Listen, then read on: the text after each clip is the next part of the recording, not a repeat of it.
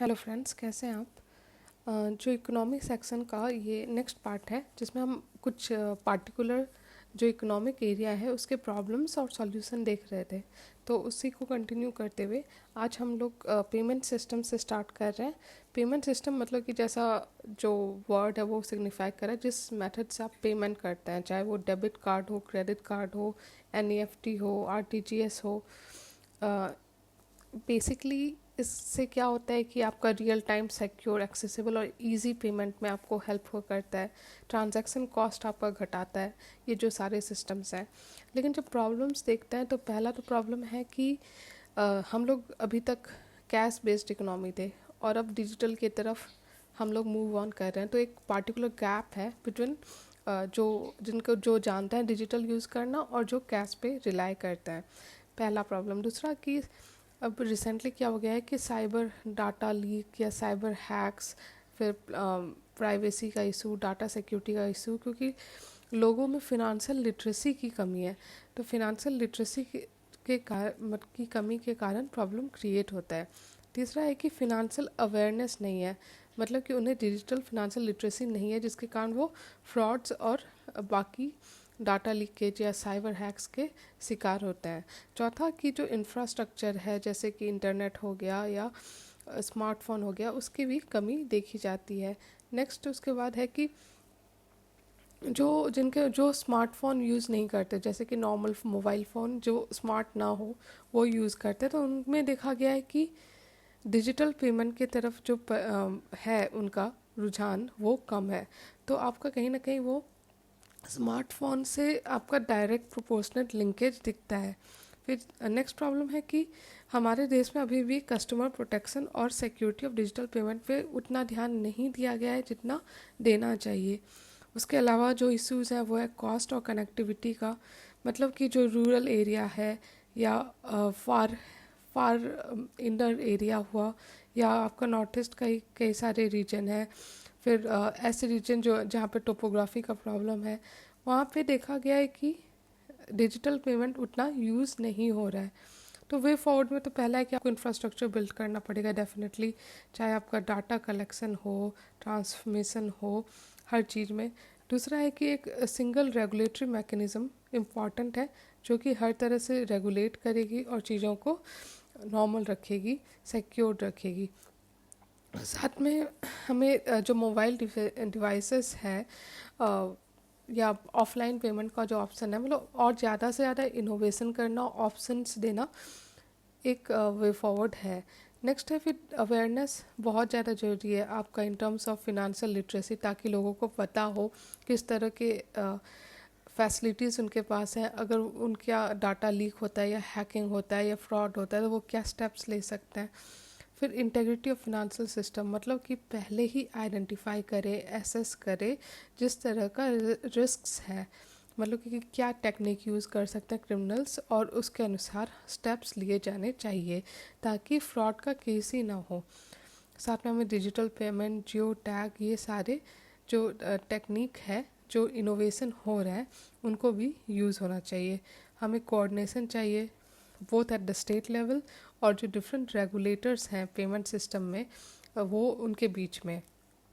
ये लास्टली हमें जो डिफरेंट स्टेप्स हैं जैसे कि इंटरनेट का आपको ध्यान देना पड़ेगा, एडुकेशन ध्यान देना पड़ेगा, फिनेंशियल इंक्लूजन की तरफ हमें सोचना पड़ेगा। तो इस तरह से हम देख रहे हैं कि क्या वे फॉरवर्ड हो सकता है इस बारे में। नेक्स्ट जो टॉपिक है आपका फिनटेक सेक्टर।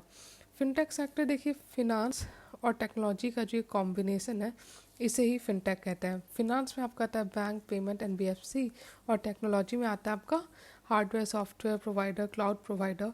इनका जो मर्ज है एक तरह से, उसे ही कहते हैं फिनटेक इंडस्ट्री।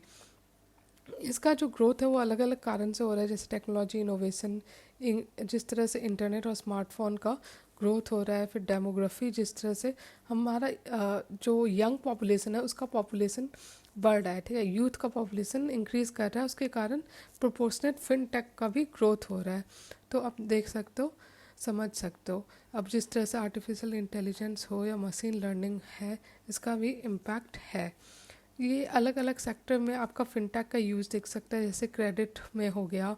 फिर पेमेंट में अगर आप P2P या P2M G2P, ये सारे सेक्टर्स में। फिर उसके बाद पेंशन सेक्टर में, क्योंकि आप थ्रू फिनटेक क्या होगा कि और ज़्यादा एक्सेसिबल बनाओगे इस पूरे सिस्टम को, रिस्क को बेटर मैनेज कर पाओगे, ऑटोमेशन का और ज़्यादा इजीली एक्सेसिबिलिटी होगी।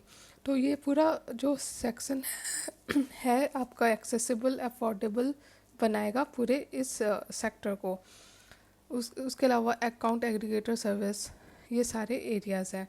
अब प्रॉब्लम्स क्या होता है, तो देखिए कहीं ना कहीं आपको फिनांस में सेम रिपीटेशन मिलेगा कि फिनांशियल लिटरेसी होना चाहिए, अवेयरनेस होना चाहिए, जो डिजिटल गैप है वो बढ़ना चाहिए, फिर प्राइवेसी का इशू है, डाटा लीक का इशू है, ये सारे आपको ध्यान में देना पड़ेगा। बाकी जो रेगुलेशन है गवर्नमेंट की तरफ से वो स्ट्रॉन्ग करने की ज़रूरत है, एडॉप्शन को और ज़्यादा इजी बनाने की ज़रूरत है।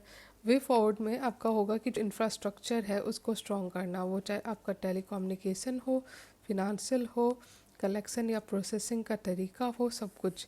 साथ में पॉलिसी फ्रेमवर्क को और ज़्यादा स्ट्रॉन्ग बना के स्टैंडर्डाइज करने की ज़रूरत है, ताकि हमारा इंटर ऑपरेबिलिटी ईजी हो बिटवीन डिफरेंट मैकेनिज़्म। साथ में ग्लोबल अलायंस तो जरूरी है ही। फिर ग्लोबलाइजेशन, हम जो फिनांस सेक्टर है इसमें हम ग्लोबल अलायंस की तरफ बढ़ सकते हैं, ताकि जो इंटरनेशनल लेवल पे भी जो फिनांस का मूवमेंट है उसको और ज़्यादा स्मूथ बना सके हम लोग। जो इंडस्ट्री प्लेयर्स है, डिफरेंट स्टेक होल्डर्स हैं, उनके बीच में टॉक्स होने चाहिए, कोलैबोरेशन होना चाहिए, कोऑर्डिनेशन होना चाहिए, कॉन्सेंसस और हार्मोनाइजेशन होना चाहिए। ठीक है, उसके बाद इंटेग्रिटी जो है, ताकि जो क्रिमिनल किस तरह से यूज़ कर सकता है पूरे सिस्टम को, उसके बारे में एसेस और अंडरस्टैंड करके आप पूरे सिस्टम को और ज़्यादा स्ट्रॉन्ग बनाओगे। साथ में जो लीगल फ्रेमवर्क है उसको और ज़्यादा मॉडर्नाइज और अप टू डेट करने की ज़रूरत है। तो इस तरह हम लोगों ने समझ लिया फिनटेक सेक्टर का चैलेंजेस एंड वे फॉरवर्ड। अब बात है एक्सटर्नल सेक्टर का। तो एक्सटर्नल सेक्टर देखिए, जिस तरह से ग्लोबलाइजेशन हो रहा है उसका इम्पैक्ट हमारी इकोनॉमी पे भी पड़ रहा है। चाहे अभी कोविड का सिनेरियो था, उसमें आपको दिखा होगा कि किस तरह हर देश को पता चला कि वो डिपेंडेंट है ऑन चाइना। तो पता चला कि हमें ग्लोबल वैल्यू चेन में स्ट्रॉन्ग होने की ज़रूरत है, जो सप्लाई सिस्टम है उसको और ज़्यादा रेजिलिएंट बनाने की ज़रूरत है। हमें समझ में आया कि हमारा डाइवर्सिफिकेशन बहुत ज़्यादा लिमिटेड है और उसको अलग अलग एरिया में डाइवर्सिफाई करने की का भी हमें सोचना पड़ेगा, और जो कम्पिटिटिवनेस है हमारे प्रोडक्ट्स का और ज़्यादा बढ़ाना पड़ेगा। क्योंकि हमें हमारे यहाँ इंफ्रास्ट्रक्चर का प्रॉब्लम से लेके, लैंड का प्रॉब्लम से लेके, लेबर से प्रॉब्लम, मतलब ये सारे आपके एक तरह से प्रॉब्लम्स हैं जिसके कारण हमारा एक्सपोर्ट कम हो रहा है। जो एडवांटेज है हमारा, जैसे कि हमारे पास डेमोग्राफी का एडवांटेज है, लेकिन वो स्किल्ड नहीं है, उसके पास रिक्वायर्ड स्किल नहीं है। हमारा ज़्यादा जो हमारे लिए ज़रूरी है कि हम लेबर इंटेंसिव सेक्टर को प्रमोट करें, जैसे कि आपका गारमेंट्स हो गया या लेदर हो गया। तो इस तरह से हमें जो फॉरेन एक्सपोर्ट है उस पर ध्यान देने की ज़रूरत है। एक जो फंडामेंटल चैलेंज है विद एक्सपोर्ट प्रमोशन, वो है कि intra and inter regional disparity, poor trade support and growth orientation, और R&D का प्रॉब्लम। तो इस तरह से हमने समझा कि हम लोग क्यों हमारा जो एक्सपोर्ट है वो काम नहीं कर रहा, और ज़रूरत क्यों है। क्योंकि जब इंडिया बात करता है आत्मनिर्भर भारत का, तो ऑफ कोर्स उसे अपने सेक्टर को, अपने इकोनॉमिक सेक्टर को रेजिलिएंट बनाने की ज़रूरत है, ताकि ग्लोबल शॉक्स जैसे कि कोविड या रसिया यूक्रेन वॉर का इम्पैक्ट मिनिमम हो। क्योंकि अभी जो देखा जा रहा है कि economy world over slow down में जा रही है। दूसरा है कि हमें अपना इकोनॉमिक ग्रोथ पे ध्यान देना है, तो हमें अपना एक्सपोर्ट पर भी ध्यान देना पड़ेगा। हमें अपना जो एक्सपोर्ट है वो डाइवर्सिफाई करना होगा, कॉम्पिटिटिव बनाना पड़ेगा। क्योंकि अभी तक हम लोग का जो मेजर सोर्स, मतलब कि एक सोर्स रहा है, वो रेमिटेंस रहा है, जो कि कोविड के समय इम्पैक्ट किया अगेन। ठीक है, तो जो इंफ्रास्ट्रक्चर है हमें स्ट्रॉन्ग करने की ज़रूरत है। जो major economies around the world जो है, उसमें इंडिया का पोजीशन जो एक्सपोर्ट कर रहे हैं उसमें बहुत नीचे है, जबकि चाइना आपको पता है कि कितना आगे है।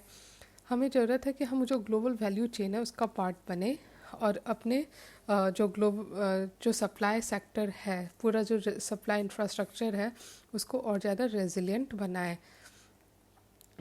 तो इस तरह से हमने समझा, बहुत सारे स्टेप्स लिए गए हैं, जैसे कि रॉड टैप हो गया, फिर AAS हो गया, EPI हो गया, ये सारे स्कीम्स हैं जो आप याद कर सकते हो। वे अहेड में वही होगा कि हमें कम्पिटिटिवनेस बढ़ाना होगा। अगर हम मेक इन इंडिया, आत्मनिर्भर भारत का बात करते हैं तो कम्पिटिटिवनेस बढ़ाना होगा। ईज़ ऑफ डूइंग बिजनेस से लेके मैन्युफैक्चरिंग बेस से लेके ट्रेड लिबरलाइजेशन, जो रेगुलेशन है, R&D हमें स्ट्रॉन्ग करना पड़ेगा, ये सारे स्टेप्स लेने पड़ेंगे। उसके बाद जो पोटेंशियल सेक्टर है उसको एक्सप्लोर, स्ट्रेंथन और अपने सेक्टर्स को हमें कम्पिटिटिव बनाना पड़ेगा, अपनी इकोनॉमी को कम्पिटिटिव बनाना पड़ेगा, डाइवर्सिफाई करना पड़ेगा। डाइवर्सिफाई करना होगा, लोकल मैन्युफैक्चरिंग को हमें प्रमोट करने की ज़रूरत है। प्रायोरिटी जो सेक्टर्स हैं जैसे कि लेदर सेक्टर या गारमेंट सेक्टर, उसको स्पेशली प्रोटेक्ट करके रखना पड़ेगा। ठीक है, उसके बाद foreign trade policy, free trade agreement जो हमारे नेबर्स हैं उनके साथ, क्योंकि देखिए अभी रिसेंटली क्या हुआ है, बांग्लादेश जो है वो, जब हम अपैरल या गारमेंट सेक्टर देखते हैं उसमें बांग्लादेश का ग्रोथ बहुत ज़्यादा देखा गया है। तो ये जो स्टेप्स ले रहा है Bangladesh in terms of labour के बारे में, जिस तरह से स्टेप्स ले रहा है बांग्लादेश, उससे सीख सकते हैं हम। तो इस तरह से हमने समझा जो हमारा इंटरनेशनल ट्रेड रिलेटेड इंडियाज़ का एक्सपोर्ट का जब हम बात करते हैं तो उसमें क्या क्या चैलेंजेस हैं और उसका वे फॉरवर्ड। अब हम बात करते हैं इंटरनेशनल इन्वेस्टमेंट की। देखिए किसी भी देश के ग्रोथ में उसके FDI का इम्पॉर्टेंट रोल होता है, तो इंडिया के लिए भी FDI का रोल जो है वो बहुत ज़्यादा इम्पॉर्टेंट है, specially in terms of long term capital for economic growth. आपको पता होगा कि चाइना का जो राइज हुआ है उसमें एक मेजर कंट्रीब्यूटर वहाँ पे जाने वाला FDI है। ठीक है, और जो जिस तरह से हमारा ह्यूमन रिसोर्स है, ठीक है, हमारा डेमोग्राफिक डिविडेंड है, लेकिन उसका यूटिलाइज करने के लिए भी हमें इन्वेस्टमेंट चाहिए। हमें अपस्किल करना है, रीस्किल करना है अपने ह्यूमन रिसोर्स को। ठीक है, तीसरा है कि टेक्नोलॉजी ट्रांसफ़र भी ज़रूरत है। जो डेवलप्ड कंट्रीज़ हैं वहाँ से हमें ज़रूरी है कि जो टेक्नोलॉजी है उसको ट्रांसफ़र करें। और FDI या के थ्रू फॉरेन डायरेक्ट इन्वेस्टमेंट में कई बार होता है कि टेक्नोलॉजी भी लाती है कंपनीज अपने साथ साथ। हमें एक्सपोर्ट तो इंक्रीज़ करने की ज़रूरत है ही, हमें अपना जो एक्सपोर्ट मार्केट है उसको डाइवर्सिफाई करने की ज़रूरत है। तो इसलिए अलग अलग स्कीम्स लाया है गवर्नमेंट ने, जैसे make in India, invest India, liberalisation of FDI। Problems क्या क्या है, जो मेन बात है कि हमारा डिक्लाइन हो रहा है, ग्रोथ रेट में डिक्लाइन हो रहा है। दूसरा कि FDI आउटफ्लो देखा जा रहा है, ठीक है, इनफ्लो के बजाय आउटफ्लो देखा जा रहा है। फिर FDI जो है कुछ फ्यू सेक्टर में ही कंसंट्रेटेड है, इसके कारण प्रॉब्लम क्रिएट हो रहा है, जैसे कि computer, hardware, software, service, automobile, ये सारे सेक्टर्स हैं जहाँ पे कंसंट्रेटेड है। तीसरा है कि रीजनल वाइज भी अगर आप देखो तो कुछ पार्टिकुलर रीजन ही है जहाँ पे FDI ज़्यादा आ रहा है, जैसे कर्नाटक में 38%, महाराष्ट्र में 26%। तो बाकी जो एरियाज़ हैं उनका क्या होगा, उनका डेवलपमेंट, वहाँ भी इन्वेस्टमेंट की ज़रूरत है। फिर ऑफशोर फिनेंशियल हब और टैक्स हेवन के थ्रू क्या होता है कि पूरे इंडियन इकोनॉमी को लॉस होता है जब कोई डिफरेंट कंट्री में शिफ्ट कर जाता है सिर्फ टैक्स बचाने के लिए, या टैक्स हेवन का जो पूरा सिस्टम है उसको यूज़ करने के लिए, जैसे कि मॉरिशस शिफ्ट हो जाना या केमन आइलैंड शिफ्ट हो जाना, तो उसके कारण इंडिया के लिए प्रॉब्लम क्रिएट होता है। फिर है कि जो लो एक्चुअल रियलाइजेशन ऑफ कमिटमेंट, मतलब कि जो MOUs इंडिया साइन कर रहा है और उसका जो एक्चुअल रिटर्न है उसके बीच में जो गैप है वो भी एक चैलेंज है। फिर लेसर री इन्वेस्टमेंट, ये सारे आपके चैलेंजेस हैं। तो वे फॉरवर्ड में वही है कि हमें एक ऐसा एनवायरनमेंट क्रिएट करना पड़ेगा ताकि लोग बाहर से आके इन्वेस्ट करना चाहें। ठीक है, policy reform, stable public finance, transparency, efficiency, diversify करना है FDI, ये सारे इसके वे फॉरवर्ड होंगे।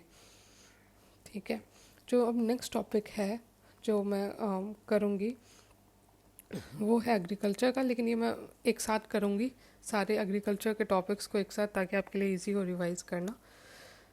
आप आई होप कि आपको वीडियोस अच्छे लग रहे हैं तो प्लीज़ लाइक कीजिए और मेरे चैनल को सब्सक्राइब कीजिए। Thank you.